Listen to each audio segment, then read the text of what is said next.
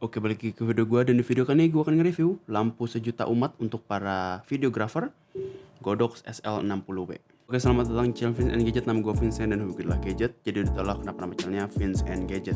Ini mungkin bukan gadget kali ya, lebih ke video gear. Tapi ya gua tahu hampir sebagian banyak daripada lu subscriber gua adalah subscribe karena konten kamera. Jadi ini salah satu konten yang mungkin menarik buat lu yang pada pengen atau lagi belajar-belajar tentang kamera. Godox SL60 ini adalah apa? Ini adalah lampu lighting sebagai orang-orang yang sukanya bikin videografi. Nggak harus buat video doang sih, buat foto juga bisa, tapi lebih peruntukannya lebih untuk videografi. Kenapa gue bisa bilang tadi awalnya sebagai lampu sejuta umat untuk para videografer? Karena memang harganya yang cukup menarik. Untuk harganya sendiri hanya untuk lampunya saja, nggak termasuk sama tiang ini. Lampu ini harganya Rp1.999.999 kalau nggak salah. Itu ada di Godox official store-nya. Untuk harga terupdate-nya gue tetap taruh link di deskripsi. Di dalamnya selain ada lampu itu, dapat juga reflektor, dapat juga remote, dapat juga tutup untuk LED-nya ini jangan sampai damage, sama dapat kabel. Kabelnya ini kurang lebih panjangnya sekitar 5 meter. Terus apa bedanya sih lampu ini dengan lampu-lampu biasa? Contohnya kayak lampu rumah. Yang beda dari lampu ini adalah CRI-nya. Jadi lampu ini punya namanya satuan warna atau enggak satuan standar yang kita sebut CRI atau Color Rendering Index. Satuannya itu ada banyak, bisa jadi CRI, bisa jadi TLC, dan lain-lain lagi. Nah, yang menjadi patokan banyak orang adalah CRI. Jadi TLC sebenarnya bagus juga, tapi CRI yang lebih banyak dijadikan patokan orang.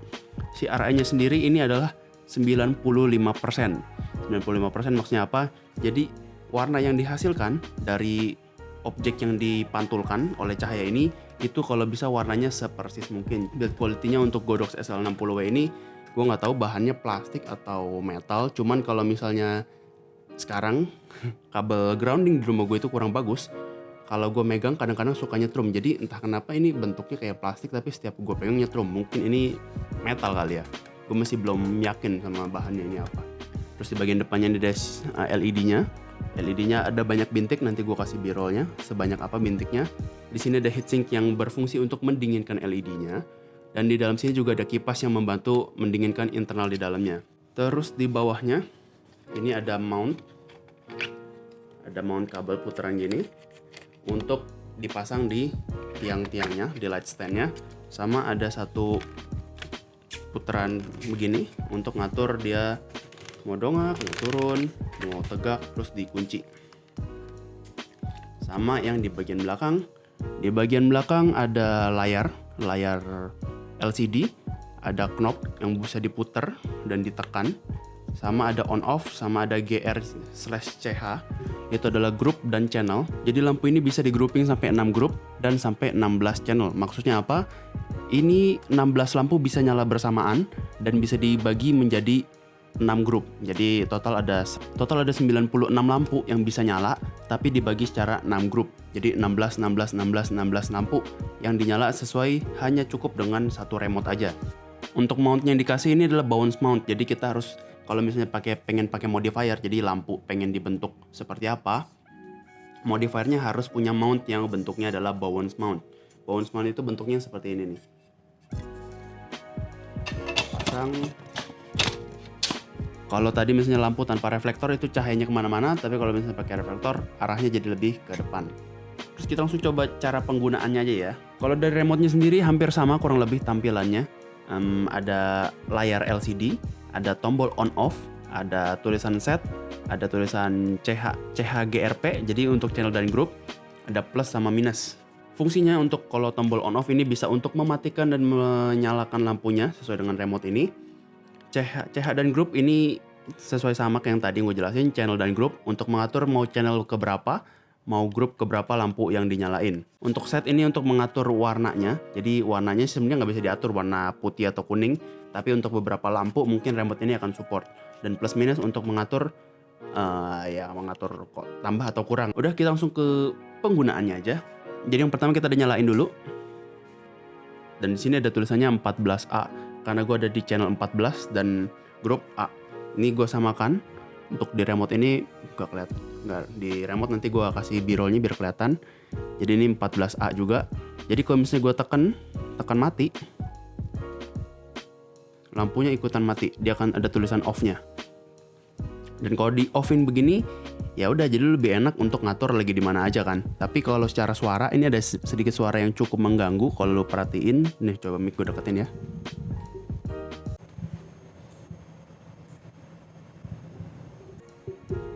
Jadi itu ada kayak suara electricity sama ada suara kipas yang tetap standby. Jadi kalau misalnya lu yang pengen cuman matiin aja karena udah males setting matiin saklarnya lagi, kalau bisa jangan. Jadi ini hanya untuk standby kalau misalnya pengen dinyalain lagi dalam waktu dekat.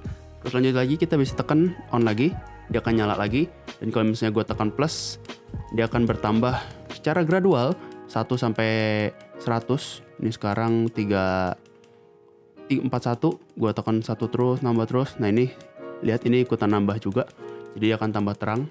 Terangnya bisa sampai lebih terang dari lampu muka gue sekarang. Biar nggak capek, ini gue putar knobnya jadi sama. Ini sampai 100. Lihat terangnya seberapa? 100. Jadi ini sebesar 60 watt lampu yang ditembakkan ke belakang. Nah cuman untuk kelemahan, bukan kelemahan sih, yang gue temuin misalnya sekarang di monitornya ini 100, di remote gue 75. Gue gak bisa lompat langsung ke 100. Jadi kalau misalnya gue turunin nih, ini sekarang 75 nih, gue turun 1, ini 74, dia langsung kekirim sinyalnya 74. Jadi kalau misalnya gue lagi pengen full pakai remote, gue harus tambahin satu-satu, gak bisa diputer. Misalnya jadi lagi 100 derajat nih, lagi 100% nih lampunya, tapi udah tinggi banget di atas, mungkin sekitar tingginya 3 meter. Gue pengen redupin lampunya sampai ke 50, harus diputer knobnya, harus nurunin lampunya. Tapi kalau misalnya di remote, gue harus pencet sebanyak 50 kali biar cahayanya ikutan sampai 50 yang gue mau. Jadi nggak bisa loncat secara tiba-tiba buat langsung pengen ke 50. Harus dipencet satu-satu. Susah juga nih mic dari tadi di meja. Gue pegang gini aja ya. Jadi mirip kayak si Nerd Reviews, micnya dipegang. Terus lanjut lagi, kalau misalnya gue tekan off, terus tiba-tiba remote-nya hilang gitu, lo bisa tekan ini knobnya jadi selain diputar bisa ditekan dia akan langsung on. Tapi kalau ditekan lagi dia nggak bisa off, jadi off lo cuma bisa lewat saklarnya aja. Terus lanjut ke hasilnya. Untuk hasilnya nanti gue kasih lihat, ini gue pakai modifiernya adalah softbox yang warna kotak dan pakai dual soft layer tambah grid, jadi hasilnya tidak akan seharsh ini lampunya. Sekarang kalau gue tempelin ke muka gue, harsh banget. Jadi kalau pakai softbox nanti hasilnya akan lebih soft, lebih luas, tapi tidak akan seintensitas cahayanya tidak akan seterang ini ya. Itu hasilnya ada di B-roll. Dan gue juga ngetes seberapa besar sih peningkatan untuk exposure-nya dari dia 10% sampai 100%. Gue coba ngetes secara iseng pakai kamera, arahin ke tembok putih, dan ini ditembak cahayanya ke tembok putih dengan jarak sekitar 1 meter. Untuk yang bisa gue dapetin, gue bisa meningkatkan dari 10% sampai 100% itu meningkatkan 2,7 exposure. Dan 2,7 exposure tuh cahayanya seperti apa? Mungkin ini standarnya nggak bisa dijadiin satuan ya, karena memang gue hanya berpatokan dari kameranya aja. Jadi memang sebenarnya jarak lampu ke tembok, satuan hitungannya si kamera juga, mungkin cahayanya nggak terlalu gradual. Kalau yang gue dapet sih kayak setiap 10% ke 20% itu naiknya kurang lebih 0,7 exposure. Tapi kalau misalnya udah di 50 sampai ke 100 itu peningkatan setiap 10%-nya udah nggak sampai 0,7 exposure lagi. Jadi gue nggak tahu ini memang settingan dari lampunya yang semakin tinggi dia peningkatan cahayanya semakin kecil, atau memang settingan kameranya ini yang membaca stop of light ya cahayanya, karena ngeliat tembok putih dia udah bingung tembok putih ini overexpose atau enggak. Jadi kesimpulannya aja, apakah gue merekomendasikan? Sudah pasti merekomendasikan, karena sekarang gue mau beli ini aja, yang nge-review sudah banyak banget. Reviewer sudah pasti nge-review ini. Dan memang untuk kualitasnya gue bisa bilang ini barangnya bagus, cuman memang kelemahannya ada di sini. Pegangannya, jadi kalau dia ngangkat modifier lampu yang terlalu berat, dia nggak kuat. Cuman ada di satu titik, jadi kalau 90 derajat dia pasti akan jatuh.